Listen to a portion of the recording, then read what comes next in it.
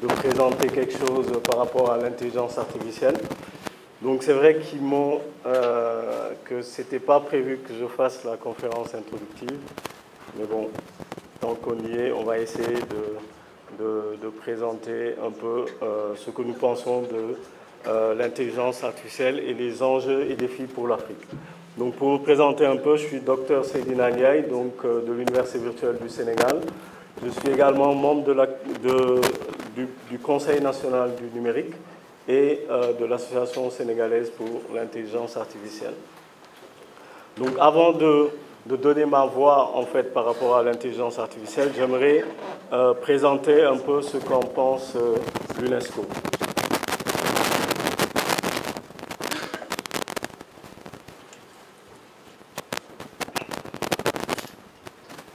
Quand on parle d'intelligence artificielle, ce qui me vient à l'esprit, c'est performance et humanité.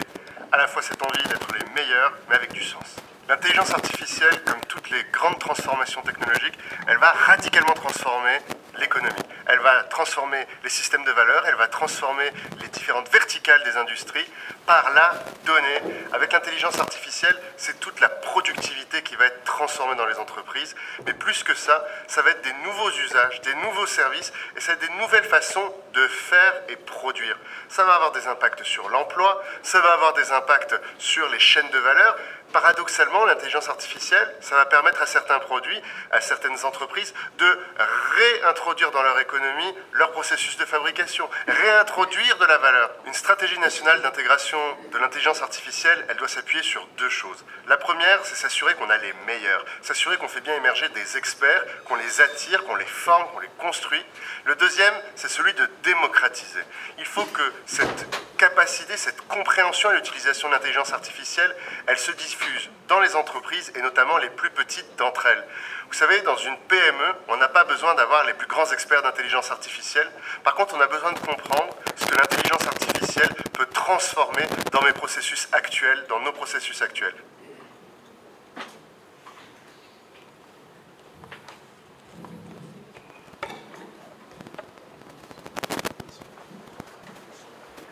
Donc après cette brève vidéo en fait interviewée par l'UNESCO pour présenter un peu leur vision de l'intelligence artificielle, je montrerai certaines autres petites vidéos lors de ma présentation de tout de suite et de tout à l'heure sur des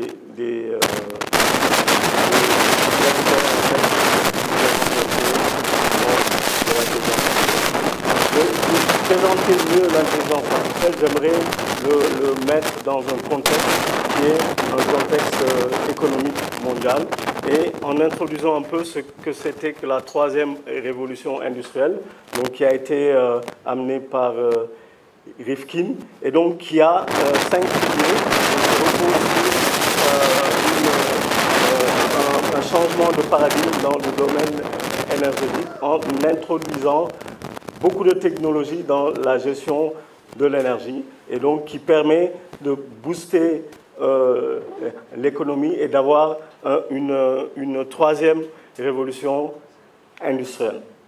Donc la troisième révolution industrielle a certains concepts en fait qu'on va retrouver dans l'économie moderne, qui est une économie en fait qui est basée sur le capitalisme distribué, qui est basée sur une continentalisation de l'économie et qui est basée sur une interdisciplinarité. Donc on utilise toutes sortes de disciplines pour un peu booster l'économie avec comme objectif une meilleure qualité de vie de l'humain et une forte présence de la digitalisation. Donc, les prérequis en fait pour cette troisième révolution industrielle, on a vu l'émergence en fait de tout ce qui est Big Data Analytics. On a vu un renforcement de la confiance entre les différents acteurs, donc pour les différentes transactions économiques. Et on a vu de plus en plus en fait l'introduction de systèmes intelligents dans la production économique et dans la vie de tous les jours. Donc les technologies qui sont derrière la troisième révolution industrielle, c'est bien sûr Internet, c'est tout ce qui est Internet des objets, tout ce qui est l'impression 3D, donc tout ça sont les technologies émergentes.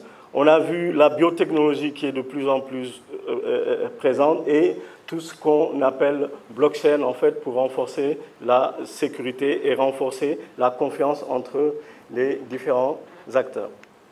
Donc ensuite, on a vu apparaître une nouvelle notion qui est la quatrième révolution industrielle, qui a été théorisée par Schwab, et donc là, qui fait intervenir d'autres types de technologies, notamment l'intelligence artificielle et le quantum computing, donc pour booster un peu plus l'économie en fait en intégrant une meilleure convergence. Donc les concepts ici, c'est d'augmenter l'humanité, donc c'est-à-dire d'augmenter tout ce qu'on fait, d'augmenter l'humain, d'augmenter nos capacités, donc d'augmenter en fait notre capacité de se soigner, notre capacité de prendre des décisions, etc., en mettant une convergence en fait technologique. Donc on va allier la biotechnologie à l'intelligence artificielle pour faire des choses. On va allier l'impression 3D à l'intelligence artificielle ou autre pour faire pas mal de choses. Donc c'est aussi, de plus en plus, on voit l'émergence de systèmes autonomes. Donc on a vu les voitures autonomes qui permettaient en fait à des voitures de se conduire seules, etc. Donc des systèmes qui peuvent se guider seuls, donc un peu plus d'autonomie dans les systèmes. Donc tout ça pour une meilleure qualité de vie, et on a de plus en plus tout ce que représente la donnée. Donc on a un monde en fait qui est de plus en plus guidé par la donnée. On a beaucoup de données qui sont générées et on utilise en fait beaucoup d'analyses de données pour prendre des décisions. Donc tout ça, c'est dans ce contexte-là qu'on a eu le boom en fait de l'intelligence artificielle ces dernières années. Mais maintenant, qu'est-ce que c'est que l'intelligence artificielle ? Donc, pour vous présenter un peu ce que c'est que l'intelligence artificielle, je ne vais pas rentrer dans des définitions, mais je vais plutôt vous montrer une autre vidéo qui matérialise un peu l'utilisation de l'intelligence artificielle. 4 years ago, we started to wonder, what would shopping look like if you could walk into a store, grab what you want, and just go? What if we could weave the most advanced machine learning, computer vision, and AI into the very fabric of a store, so you never have to wait in line? No lines, no checkouts, no registers. Welcome to Amazon Go. Use the Amazon Go app to enter. Then put away your phone and start shopping. It's really that simple. Take whatever you like. Anything you pick up is automatically added to your virtual cart. If you change your mind about that cupcake, just put it back. Our technology will update your virtual cart automatically.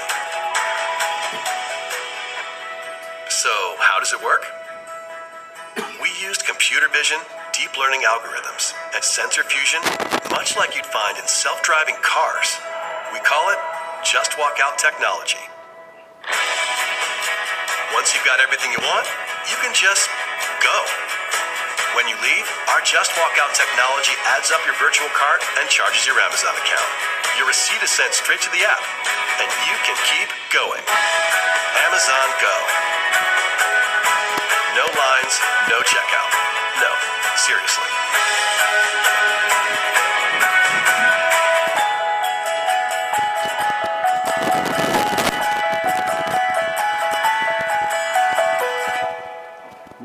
Donc vous voyez que ces technologies-là existent déjà. C'est-à-dire que ça date de maintenant plus d'une année.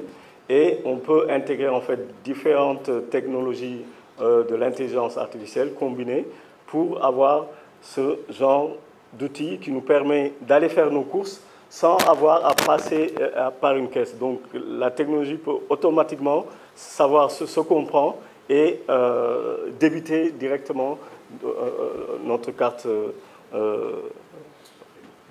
de paiement. Donc je vais vous donner un peu l'historique en fait, mais pour aller un peu plus loin avec vous sur l'intelligence artificielle. Ça a démarré en quelque sorte dans les années 50 avec le test de Turing, qui est le premier test qui permet d'identifier une machine intelligente.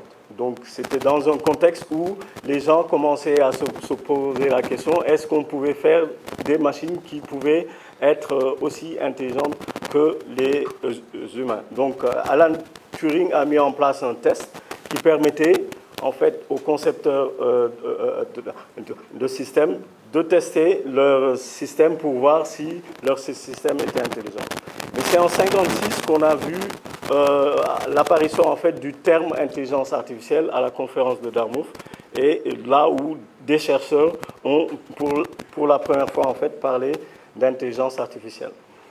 Donc dans l'histoire récente, on a eu un peu le boom de l'intelligence artificielle qui a commencé vers la fin des années 90 avec le premier ordinateur qui est capable de compétir face à un humain et de le battre. C'est-à-dire que c'est Deep Blue de IBM qui, pour la première fois, dans le jeu d'échecs, est parvenu à battre le champion du monde qui était en ce moment-là Kasparov. Ensuite, on a eu Watson, donc de IBM, qui pendant longtemps était le système le plus évolué en fait, qui a battu également une personne dans le jeu de Jeopardy, donc qui est un jeu où il faut avoir une capacité de mémoire assez importante et une capacité de calcul très rapide. Donc c'est la première fois qu'une machine bat un humain sur un jeu intellectuel. Ensuite, il y a AlphaGo qui est vraiment la révolution la plus importante parce que c'est la première fois qu'un ordinateur est capable de battre un homme sur un jeu de stratégie. Donc là, on a une notion intelligente beaucoup plus importante parce que le Deep Blue, c'était juste un ensemble de combinaisons, donc il fallait avoir la capacité de calcul pour calculer toutes les combinaisons qui sont possibles. Mais AlphaGo, il n'est pas possible de calculer toutes les combinaisons, donc c'est un jeu de stratégie qui est très évolué. Donc c'est en 2016 où le monde, en fait, a commencé à voir tout ce qu'on pouvait faire avec l'intelligence artificielle, donc avec AlphaGo de Google. Donc en 2017, il y a Amazon qui a introduit l'intelligence artificielle dans les maisons avec l'assistant vocal Alexa. Et tout ça, en fait, a été permis parce que en 2013, il y a eu un rachat massif de start-up en fait, qui évoluaient dans le domaine de l'intelligence artificielle par les grands groupes comme Google, Amazon, IBM et autres, qui ont racheté des start-up qui étaient créées par des chercheurs qui évoluaient dans le domaine de l'intelligence artificielle. Donc l'intelligence artificielle utilise des techniques en fait, qui se rapprochent beaucoup plus des mathématiques que de l'informatique. Donc il y a beaucoup d'informatique, mais il y a beaucoup de mathématiques, donc notamment en fait avec les algorithmes de machine learning, donc qui peuvent être divisés en 3 types. Je n'entrerai pas dans les détails, mais la révolution en fait qui a mené à tout ça, c'est plus le deep learning qui récemment a permis d'avoir un certain nombre de résultats en intelligence artificielle. Et la combinaison également avec ce qu'on appelle le reinforcement learning, qui a permis d'avoir pas mal de choses aussi, notamment d'intégrer un peu plus le comportement de l'homme dans les machines. Donc là, je montre un peu l'évolution des technologies de l'intelligence artificielle ou leur application dans la vraie vie. Donc c'est vrai qu'on en parle de plus en plus, mais ce qu'il faut savoir, c'est que la technologie n'est pas encore très mûre. Donc on a encore pas mal de choses à faire dans le domaine de la recherche et dans le domaine de son application en fait dans la vraie vie. Donc là aussi, je montre un peu la croissance, en fait, la maturité des technologies émergentes dont j'ai parlé tout à l'heure. Donc là, je montre un autre exemple de l'utilisation de l'intelligence artificielle. It turns out a big part of getting things done is making a phone call. You may want to get an oil change schedule, maybe call a plumber in the middle of the week, or even schedule a haircut appointment. You know, we are working hard to help users through those moments. We want to connect users to businesses in a good way. Businesses actually rely a lot on this, but even in the US, 60% of small businesses don't have an online booking system set up. We think AI can help with this problem. So let's go back to this example.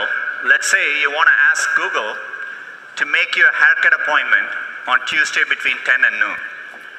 What happens is the Google Assistant makes the call seamlessly in the background for you.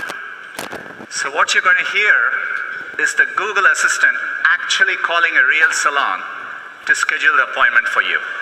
Let's listen.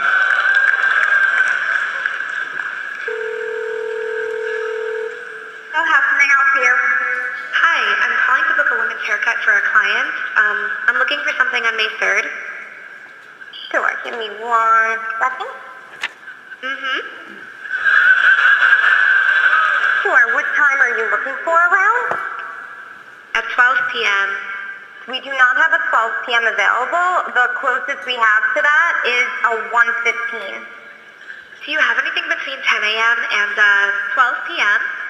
Depending on what service she would like. What service is she looking for? Just a woman's haircut for now. Okay, we have a 10 o'clock. 10 a.m. is fine.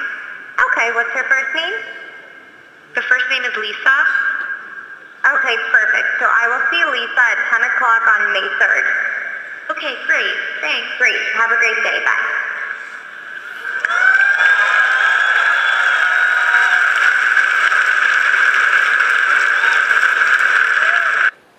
Comme j'ai pas le temps, je continue pour la suite. Donc vous voyez bien que là, on a une intelligence artificielle où il est difficilement détectable quel est l'humain et quelle est la machine. Donc on peut parvenir en fait à des résultats qui sont quand même assez bluffants.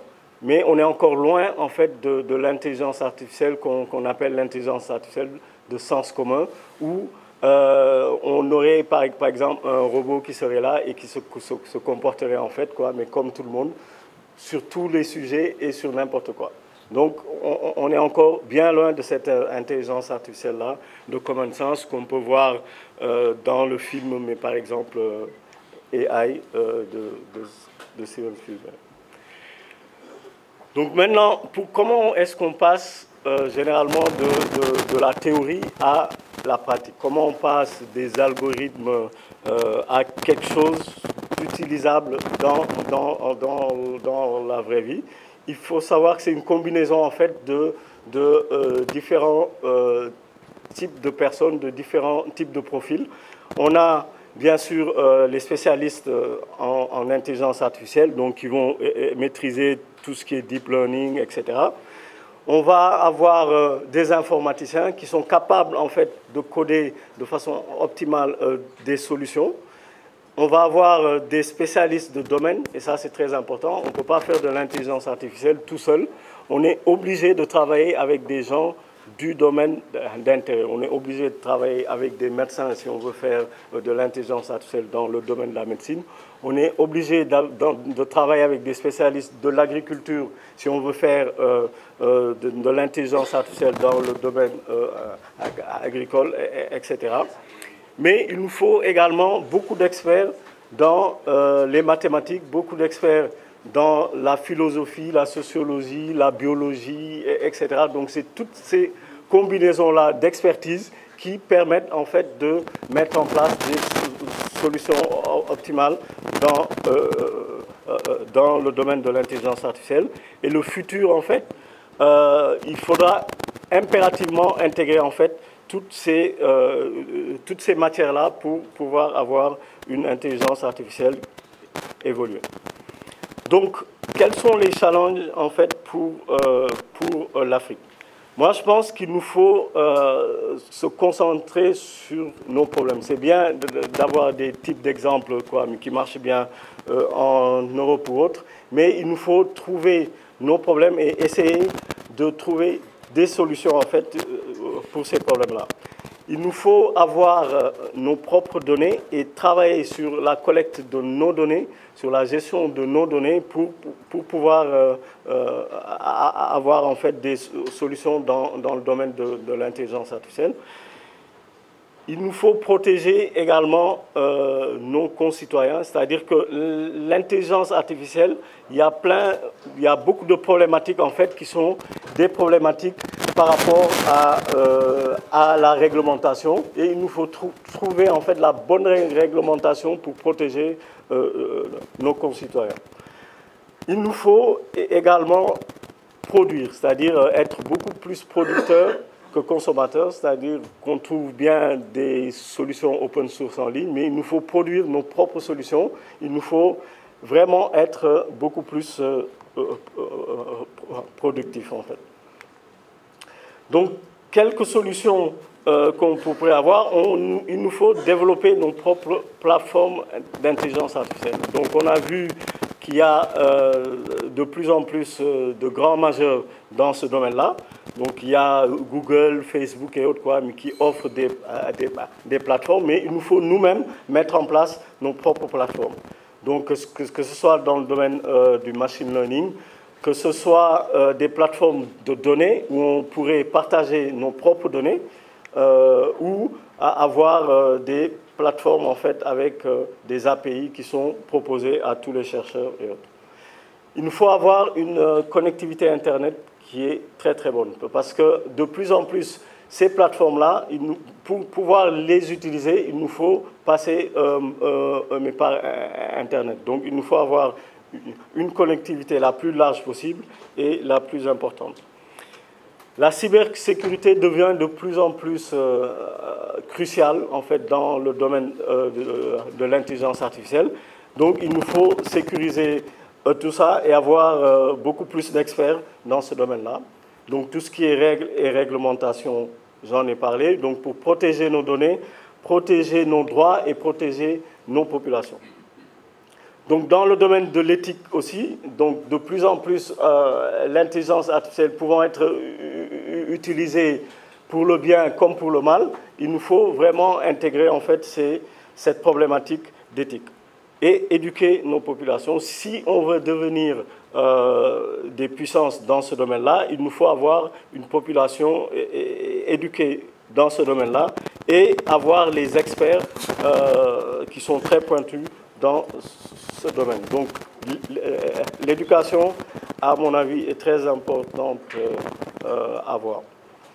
Il nous faut nous intéresser à nos propres problèmes, ça, j'en ai parlé. Donc là, je vous montre dans le domaine de l'agriculture ce qu'on peut en faire. But today's data challenges are increasingly more complex. Data must be harnessed in new ways and provide better insights. Over the next generation, our global population will continue to grow. By 2050, there will be 9 billion people on the Earth. And it's expected we will need to produce 70% more food using less land and fewer scarce resources. To meet this challenge, the agricultural industry must evolve.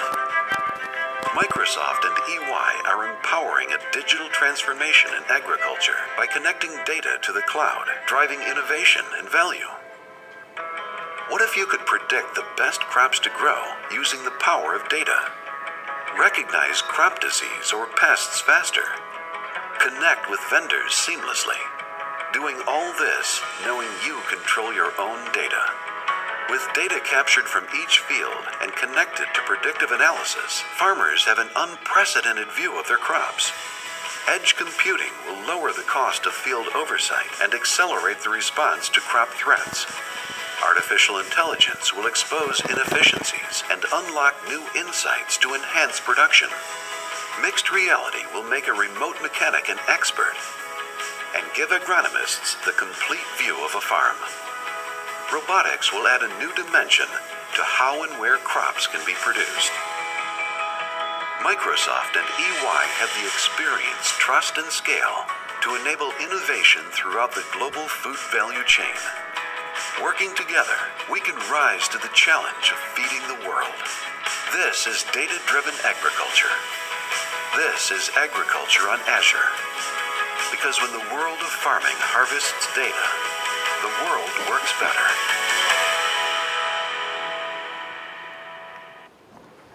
Donc, il y a quand même quelques projets qui se font au niveau du Sénégal. Donc là, j'en cite quelques-uns. Donc, par exemple, le professeur Lamine Thiaw dans tout ce qui est contrôle énergétique. On a à l'Université de Thiès, on a le professeur Ousmane Sall et l'équipe qui travaille en fait sur la presse en ligne. On a un de mes collègues Guerre qui travaille en fait sur un système pour faire la traduction Wolof-anglais, Wolof-français. On a dans le domaine du privé, on a Dr Dieja en fait qui utilise l'intelligence artificielle pour le credit scoring. On a, moi j'ai fait ma thèse il y a quelques années dans le domaine de l'agriculture, donc tout ce qui est optimisation de culture, ou bien j'ai fait aussi tout ce qui était la gestion de stock, donc de grains. Je travaille également au niveau de l'UVS avec le docteur Dia sur un tuteur intelligent, donc pour accompagner les apprenants qui apprennent en ligne. Et également dans le domaine du médical, dans le privé, j'interviens donc pour faire du diagnostic médical. Et il y a le docteur Cheikh Koubar qui est là avec son équipe dans le domaine de la biologie également, au niveau de l'Institut Pasteur, qui utilisent des techniques en fait qui se rapprochent de l'intelligence artificielle. Et il y en a d'autres, hein, donc il y a d'autres chercheurs en fait qui travaillent dans ce domaine-là ici au Sénégal. Donc il y a une association qu'on a créée fin d'année dernière, donc qui s'appelle Association sénégalaise pour l'intelligence artificielle, qui a comme objectif de construire en fait une communauté de chercheurs, une communauté de praticiens dans ce domaine-là, et qui a également comme objectif de promouvoir l'usage de l'intelligence artificielle dans le public comme dans le privé, et de servir en fait de donner en fait quelques advices au gouvernement, et de promouvoir un peu plus, de booster aussi bien l'enseignement que la recherche dans le domaine de l'intelligence artificielle. Donc ça a été créé par environ 37 personnes qui sont partout à travers le monde, donc qui sont aux États-Unis, en France, en Asie, en Afrique, au Sénégal, et les universités publiques aussi font partie de cette association-là. Donc sont tous des Sénégalais. Donc il y a également une communauté de jeunes très dynamique, Galsen AI, qui essaie de booster un peu en organisant quelques sessions de temps à autre pour booster un peu donc, tout ce qui est utilisation de l'intelligence artificielle et promotion des techniques en fait qui sont derrière l'intelligence artificielle. Ils ont organisé récemment un événement qui se passe aussi dans d'autres pays africains, qui est le INDABAX, donc qui permet en fait de regrouper des chercheurs et autres dans le domaine de l'intelligence artificielle. Donc on a un outil important qui est au niveau du ministère de l'enseignement supérieur, donc qui va être opérationnel vers le mois d'octobre-novembre, qui est le supercalculateur qui va nous permettre en fait, d'avoir une capacité de calcul qui est très importante et qui va nous permettre de pouvoir lancer, en fait, des algos d'intelligence artificielle très performants.